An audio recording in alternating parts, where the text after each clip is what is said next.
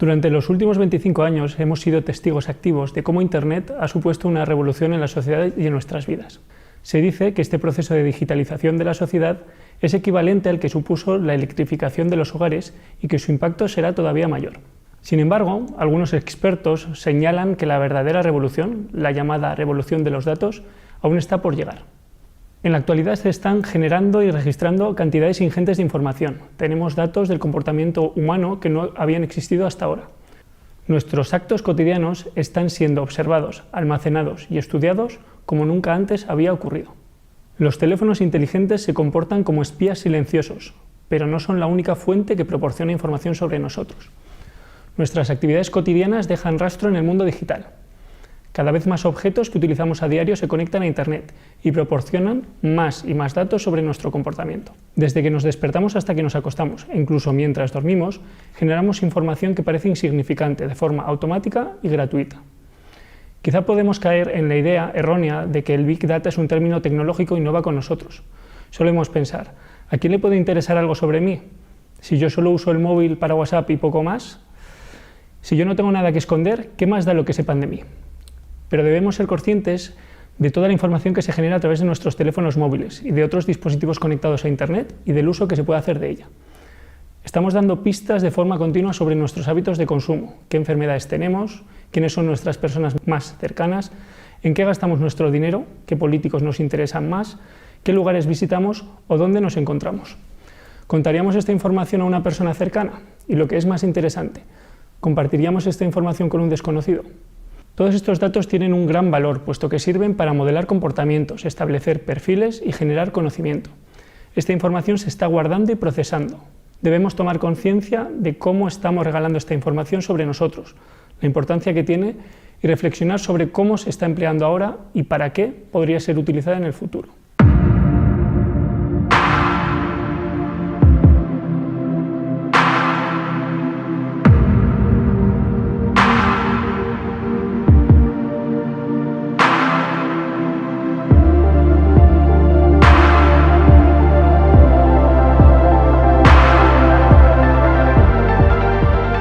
El término que se utiliza para englobar el conjunto de tecnologías y disciplinas que se encargan del almacenamiento y procesamiento de grandes cantidades de información es Big Data, o datos masivos en español.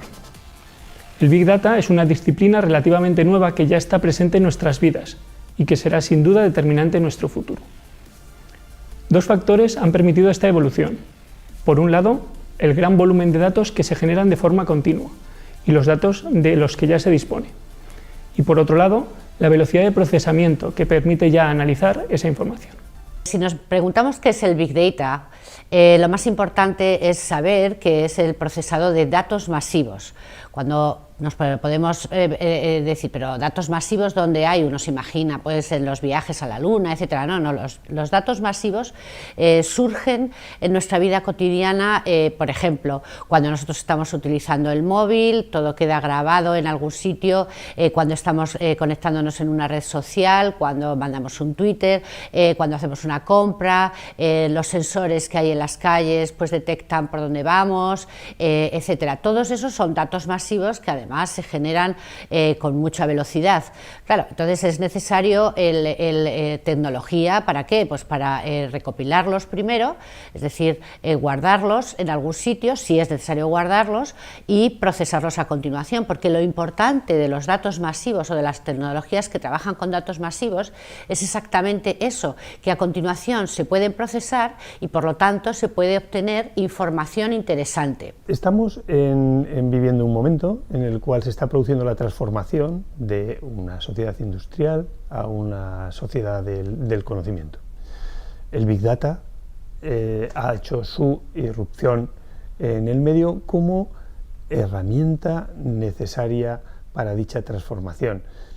¿Qué entendemos que hace el Big Data? El Big Data nos va a permitir inferir una capa de inteligencia sobre la información que vamos recogiendo, que vamos almacenando en las bases de datos. El Big Data se describe a menudo utilizando 5 palabras que comienzan por la letra V: volumen, velocidad, variedad, veracidad y valor. Volumen. La cantidad de información que se genera cada segundo es inmensa. Pensemos por un momento cuántos emails, tweets, fotos, vídeos, datos de sensores se producen y comparten cada segundo. Las magnitudes no son terabytes, estamos hablando de zettabytes o brontobytes. Se calcula que pronto la cantidad de información que se generó en el mundo entre el comienzo de los tiempos y el año 2008 será comparable en tamaño a la que se generará cada minuto a partir de ahora. Y todo el tiempo estamos moviendo una cantidad enorme de datos. Por ejemplo, en el 2014, en el Mundial de Fútbol, hubo un intercambio de 27 terabytes de datos, que es una cantidad absolutamente enorme. En 2016 se calcula que cada minuto en Internet se enviaron 204 millones de mensajes de correo electrónico, se marcaron más de 4,5 millones de me gustas en Facebook, se enviaron casi 350.000 tweets a través de la red social Twitter, se efectuaron 2,5 millones de búsquedas en Google y se realizaron casi 2 millones de likes a través de Instagram. Estas cifras, que a pesar de los avances tecnológicos difieren de una fuente a otra, nos dan una idea de la magnitud de información que estamos generando de forma continua. La segunda V de Big Data es la velocidad. Velocidad a la que se generan los datos y velocidad a la que se transmite e intercambia esta información. Para darnos cuenta de esto, simplemente tenemos que pensar en lo rápido que hoy en día se puede distribuir una foto que tomamos a millones de personas por todo el mundo a través de las redes sociales, o lo rápido que Google nos devuelve información del otro lado del planeta a partir de nuestras búsquedas. La tercera V se refiere a la variedad de los tipos diferentes de datos que podemos utilizar. Hasta hace poco la información que había en los sistemas tecnológicos era estructurada, es decir, seguía patrones específicos para ser almacenada en sistemas digitales. Hoy en día, más del 80% de los datos que hay en el mundo son no estructurados, y esto incluye un vídeo, una foto, un plano, un artículo de opinión o una publicación de información en las redes sociales. Pero, ¿cómo clasificamos los datos? Pues nosotros hablamos de 3 tipos de datos, fundamentalmente. Aquellos que son numéricos, o bien no numéricos, pero bien formateados, conocemos la longitud, las fechas, los números, etc. Luego tenemos los datos no estructurados, que son pues toda la información que aparece en contenidos, es decir, textos, comentarios en tweets, todo esto se puede analizar también.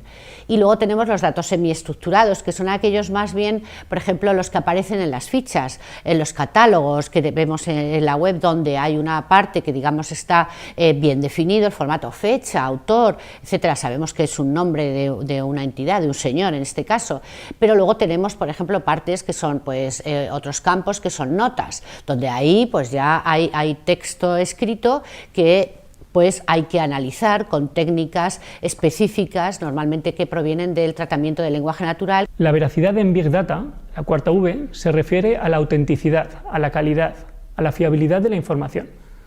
No toda la información que se genera es precisa o verdadera, y uno de los retos del Big Data es poder identificar qué datos son ciertos, cuáles no, y desechar estos últimos. Varias de las disciplinas que incluye el Big Data se encargan de analizar la calidad de los datos y la limpieza de los mismos. Y por último, quizás como elemento más importante, la última V del Big Data es el valor.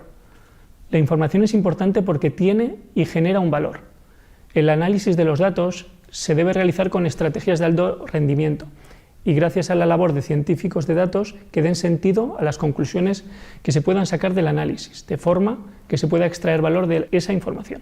Hoy en día la mayor fuente de información somos nosotros mismos. De toda la información que se genera a diario, el 75% de la información es generada por los individuos. ¿Cuál es el papel de los dispositivos móviles con el Big Data? Pues lo curioso es que tiene un papel cada vez más importante por muchos motivos. Me pareció el primer smartphone, digamos el iPhone 1, ya hace 10 años y hemos avanzado muchísimo desde entonces. En este momento, en el 2017, hay más que 2,6 billones de dispositivos móviles, que son muchos.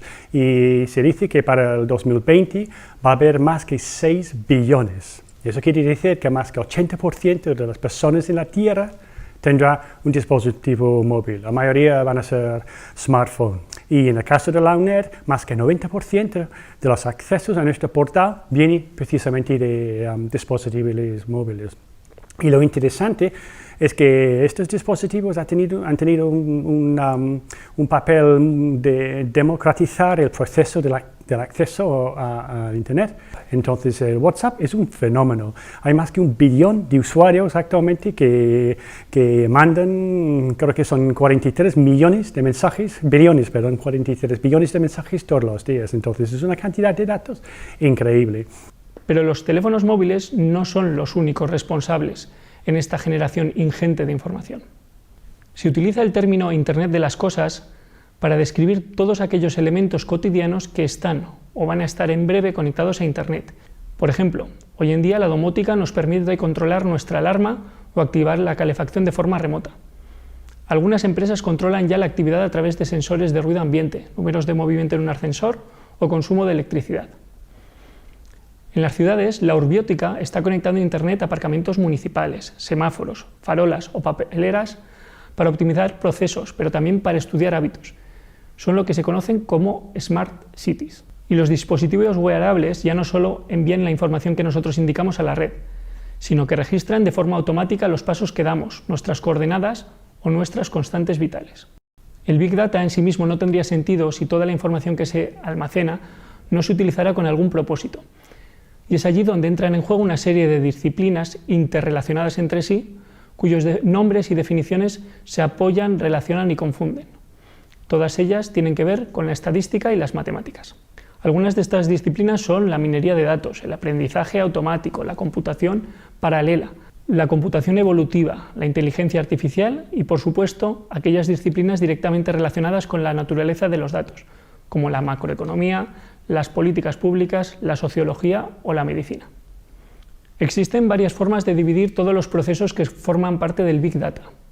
Una de estas clasificaciones incluye las siguientes fases: recogida de información de diferentes fuentes, integración de esa información, almacenamiento de datos, validación de datos, análisis y explotación.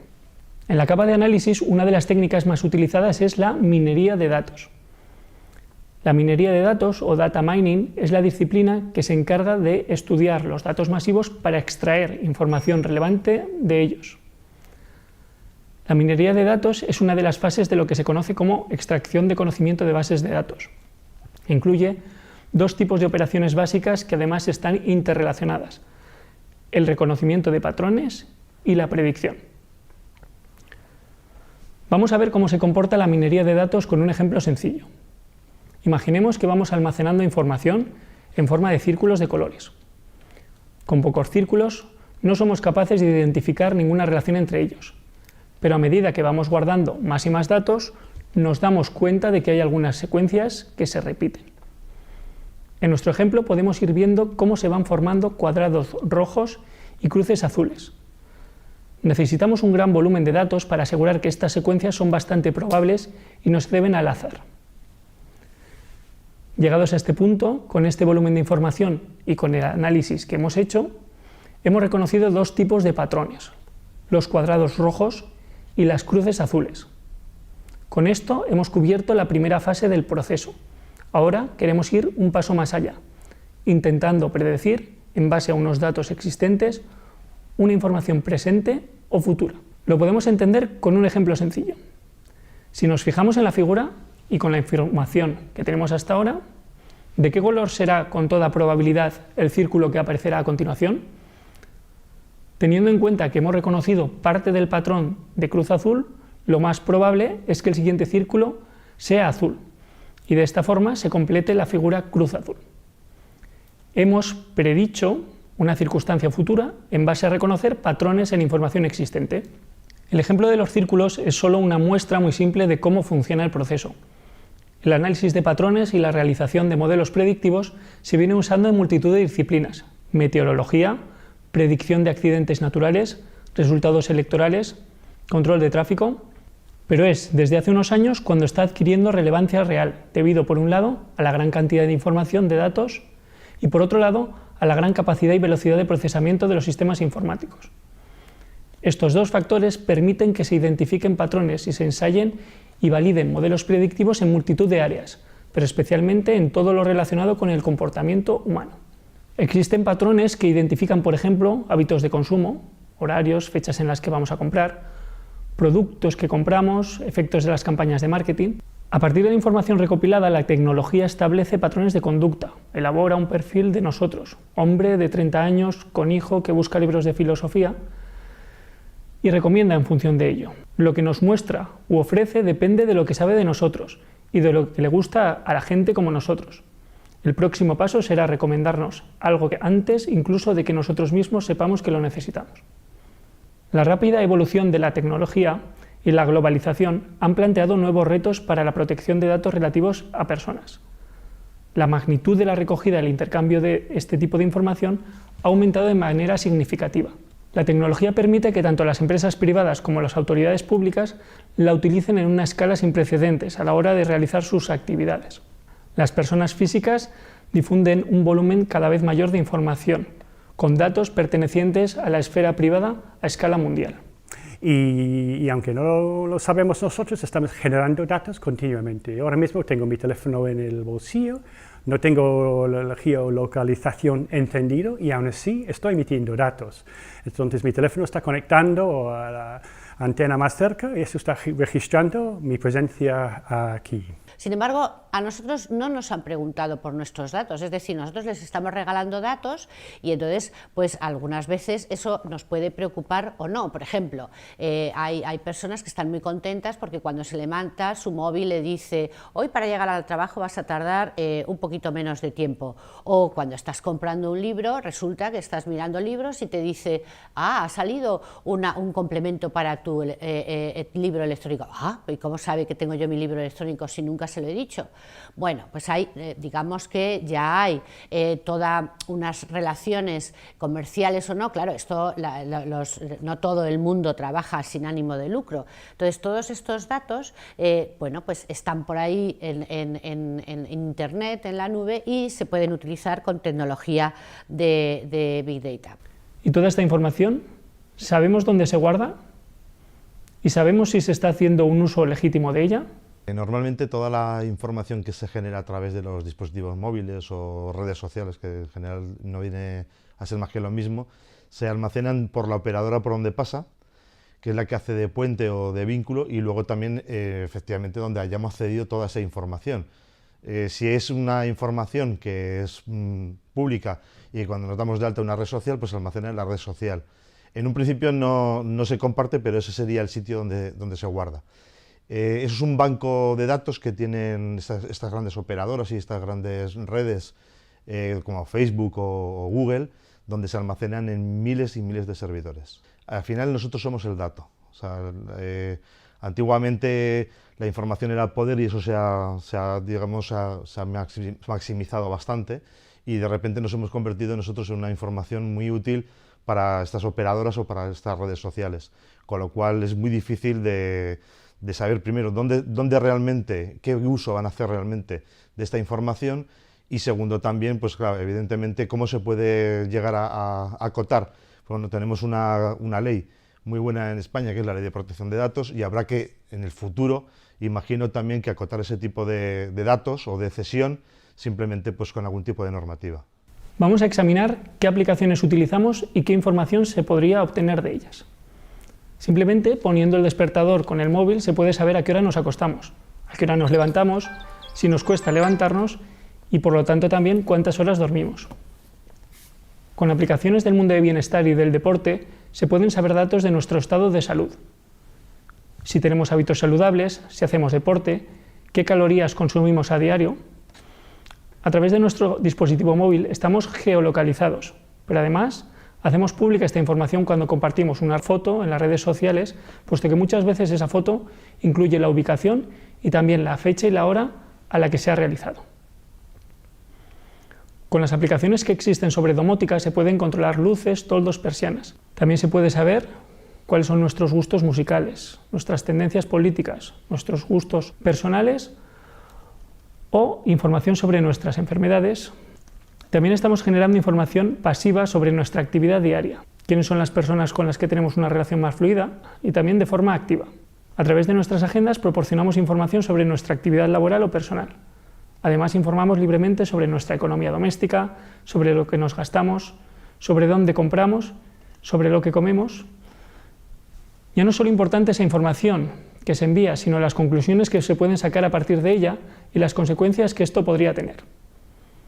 Por ejemplo, la información sobre cuántas veces mira el WhatsApp una persona en el trabajo podría ser utilizada por un responsable de recursos humanos para evaluar la atención de un empleado. O la actividad, las búsquedas en Internet de una persona, unidos a su pulso cardíaco, podrían ser utilizados por una aseguradora para predecir que un cliente es más propenso a tener un accidente de tráfico y por lo tanto podría incrementarle la cuota de su seguro. En vista de la importancia creciente de la adquisición y el posible uso ilegítimo de los datos de carácter personal, la Comisión Europea está tomando medidas al respecto. Recientemente ha reformado la normativa referente a protección de datos, que debe implantarse durante el próximo año 2018 en toda Europa. En esta nueva normativa, la Comisión señala que las personas físicas deben tener control de sus propios datos personales. ¿Pero qué precauciones podemos tomar como usuarios para evitar que se haga un uso ilegítimo de esta información?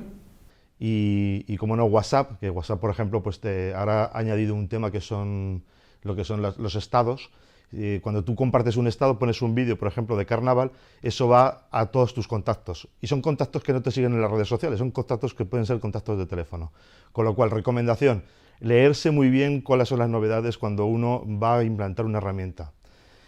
Taparse la cámara de la webcam es una funcionalidad que efectivamente ayuda, pero realmente también lo puedes necesitar, con lo cual tienes que discernir qué es lo bueno y lo malo. Y sobre todo mucha formación y concienciación de que la privacidad es tuya, no es lo que tú cedes, sino lo que tú tienes. ¿Qué retos presenta el Big Data en el futuro? Las aplicaciones en el campo de Big Data no solo inciden en el ámbito social.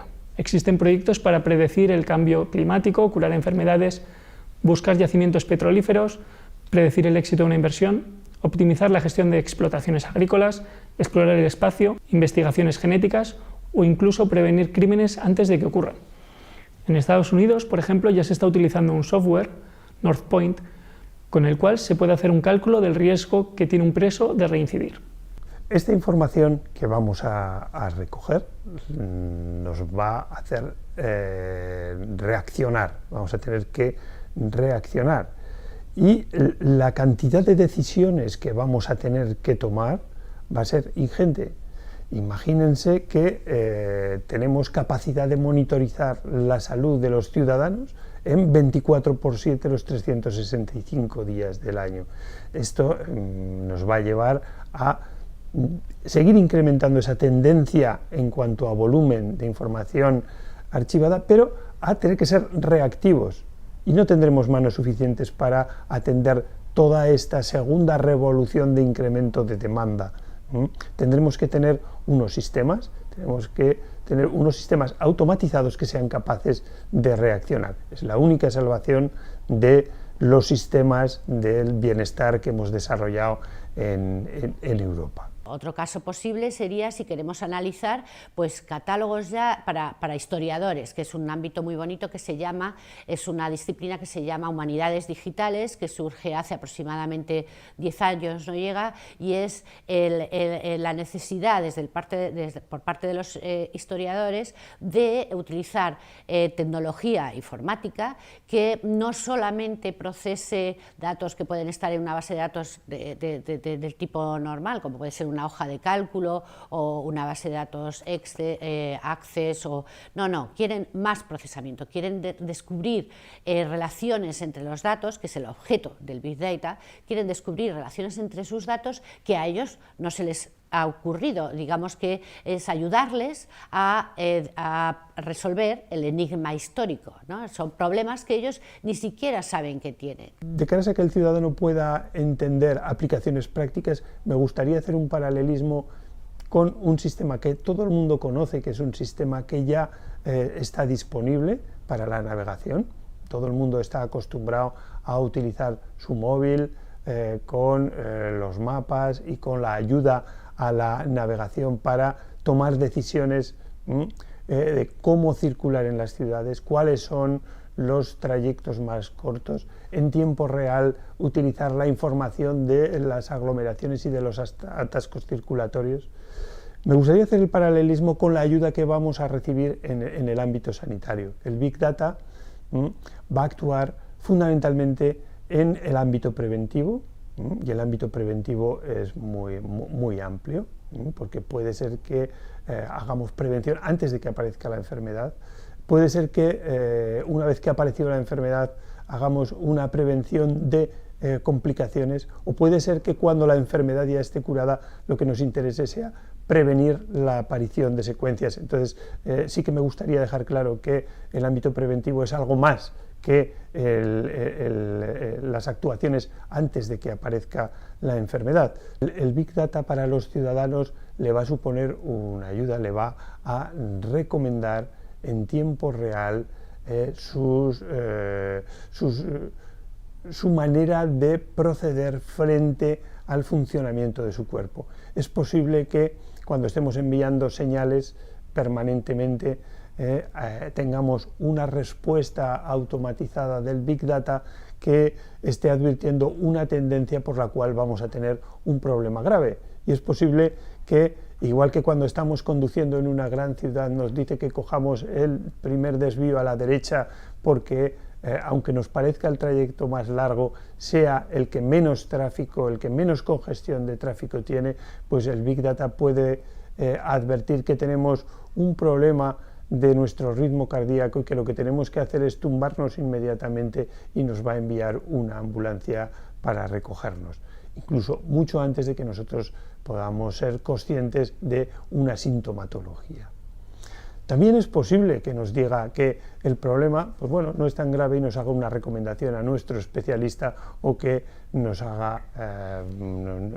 derive a la consulta de nuestro médico de primaria. Pero esta es una aplicación que no va a tardar mucho en el tiempo y que la combinación de la nano y la microtecnología con un análisis, con una extracción del conocimiento de esa información que vamos dejando en las bases de datos, pues nos va a permitir, ¿no?, este tipo de utilidades. Quería comentar un poquito mi experiencia en el caso de un catálogo web del Archivo General de Simancas. Es un catálogo en el que se tiene recopilada la información sobre mapas, planos y dibujos de los ingenieros civiles de la época grande de España, cuando estos ingenieros tenían que visitar las fortalezas, etcétera, etcétera, y o bien construirlas o bien ayudar a los militares a hacer batallas en esas ciudades. Entonces, en este caso, por ejemplo,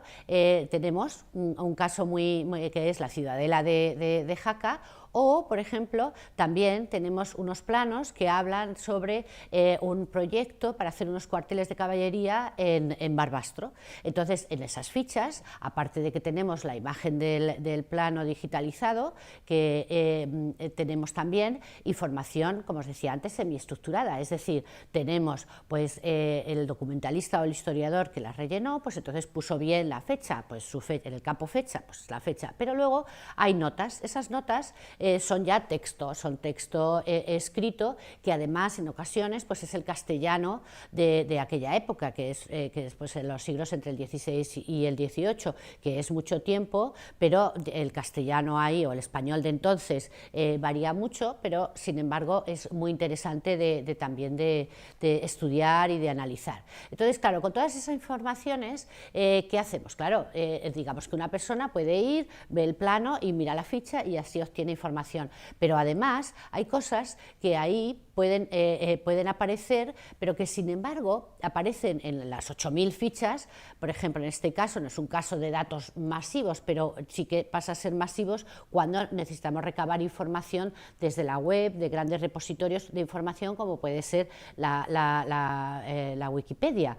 Entonces, por un lado estamos generando datos que entran en la nube y forman parte del famosísimo Big Data, por ser analizado y procesado, pero también cada vez más estamos accediendo a estos datos, manejando y influyendo en el uso de los datos desde nuestros dispositivos móviles. Y este fenómeno va a incrementar y ser cada vez más importante según que vayan pasando los años. Así que un tema muy interesante. El Big Data es una disciplina apasionante que engloba infinitas posibilidades y que va a suponer una auténtica revolución en nuestra vida diaria. Es un campo con gran aplicación ya en el presente y que va a ser determinante en el futuro.